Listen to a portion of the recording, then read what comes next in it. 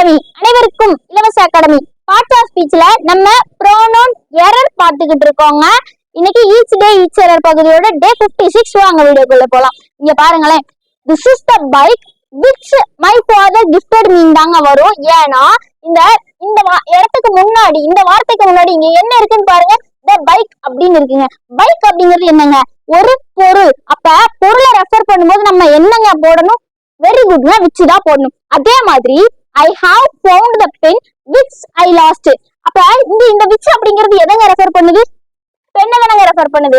அதனால நம்ம என்ன போடணும், விச் தான் போடணும். புரியல? இந்த பெண் அப்படிங்கிறது என்னங்க, ஒரு பொருள்.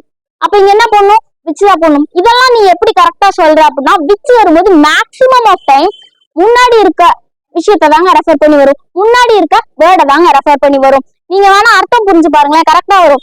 ஐ have found the pen, I lost the pen. அதாவது என்னங்க அர்த்தம், நான் எந்த பெண்ணை தொலைச்சனோ அந்த பெண்ணை தான் நான் கண்டுபிடிச்சேன் அப்படின்னு அர்த்தம். இதே மாதிரி this is the bike which my father gifted me.